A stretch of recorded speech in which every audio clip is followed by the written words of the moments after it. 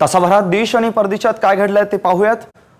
पाकिस्तानचा वेगवान गोलंदाज वसीम अकरमच्या गाडीवर गोळीबार झाल्याचा दावा जिओ टीव्हीने केलाय। या हल्ल्यानंतर वसीम अकरम सुरक्षित असल्याचाही जिओ टीव्हीचा दावा आहे। वसीम अकरमच्या गाडीला आधी धक्का दिल्यानंतर अज्ञातांनी गाडीवर बेछूट गोळीबार केल्याचं वृत्त जिओ टीव्हीने दिलंय। अजमल अमीर कसाब नंतर आणखीन एक पाकिस्तानी दहशतवादाला बेड्या ठोकण्यात भारतीय सुरक्षा यंत्रणांना यश आलंय। विशेष म्हणजे आपण पाकिस्तानी असल्याचं या अतिरेक्याने स्पष्ट केलंय। उस्मान खान असे या अतिरेक्याचं नाव असून जम्मूतल्या उधमपूर इथं बीएसएफच्या जवानांवर गोळीबार केल्यानंतर उस्मानने 3 भारतीयांना ओलीस धरलं। मात्र भूक लागलेल्या उस्माननं जेवणासंदर्भात या तिघांकडे विचारणा केल्यावर संधीचा फायदा घेत ओलीस भारतीयांनी उस्मानला निशस्त्र करून ताब्यात घेतलं। माझ्यासह एकूण 4 आरोपी भारतात घुसल्याचा खळबळजनक गोप्यस्फोट जिवंत पकडण्यात आलेला उस्मान या पाकिस्तानी अतिरेक्याने केलाय। यापैकी उस्मानच्या मुसक्या आळल्या गेल्या तर एका अतिरेक्याला जवानांनी कंठस्नान घातलंय। असं असलं तरी 2 अतिरेकी अद्याप बेपत्ता आहेत। त्यामुळे सुरक्षा यंत्रणा या 2 अतिरेक्यांच्या शोधासाठी परिसर पिंजून काढतायत।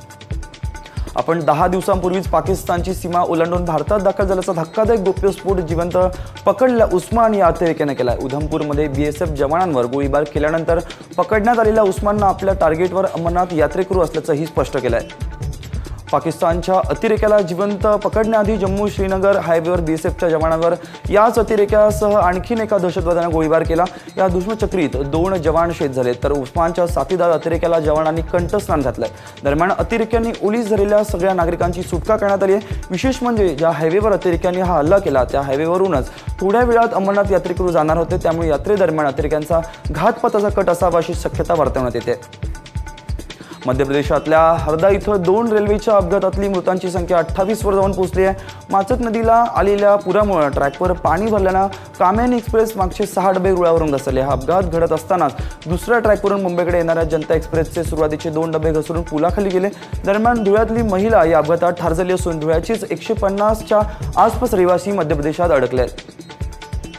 25 खासदारांच्या निलंबनाच्या निषेधात काँग्रेस कार्यकर्ते रस्त्यावर उतरलेत। राहुल गांधींनी सरकारला घेरण्याचा इशारा दिल्यानंतर लोकसभा अध्यक्ष सुमित्रा महाजन यांच्या निवासस्थानी घोषणाबाजी करत सरकारचा निषेध केला। दुसरीकडे याच मुद्द्यावर संतप्त काँग्रेस खासदारांनी संसदेच्या आवारात निदर्शनं केली तर मुंबईत काँग्रेस कार्यकर्त्यांचं आंदोलन मोडून काढण्यासाठी पोलिसांनी बळाचा वापर करत लाठीमार केला।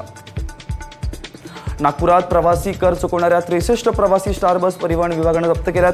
परिवहन विभागाने या प्रकरणी पालिकेचा वंश नियम ऑपरेटर कंपनीला नोटीस बजावून कर न भरल्याने ही कारवाई करण्यात आली आहे। गेल्या 8 वर्षांमध्ये प्रवासी करापैकी सदमही न दिल्यानं नियमांचं उल्लंघन केल्याप्रकरणी आरटीओने हे पाऊल उचललं आहे। आधार कार्ड नोंदणीकरता पनवेलमध्ये चक्क पैसे उकळले जात आहेत। आधार कार्ड निशुल्क असतानाही प्रत्येकाकडून किमान 200 रुपये घेत असल्याचा तक्रार सचिन खैरे यांनी तहसीलदाराकडे केली। खैरेंच्या या तक्रारीनंतर तहसीलदारांनी चौकशीचे आदेश दिलेत। पनवेलमधल्या साईराज एंटरप्राइजेसच्या कार्यालयात हा धक्कादायक प्रकार उघडकीस आला। विशेष म्हणजे पैसे दिल्यानंतर आधार कार्डसाठी रांग न लावता थेट प्रवेश दिला जात असल्याचा प्रकारही उजेडात आलाय। तासाभरात वेळ झाली। इथेच सामन्याची पुन्हा भेटणार पुढील बातमीपत्रात।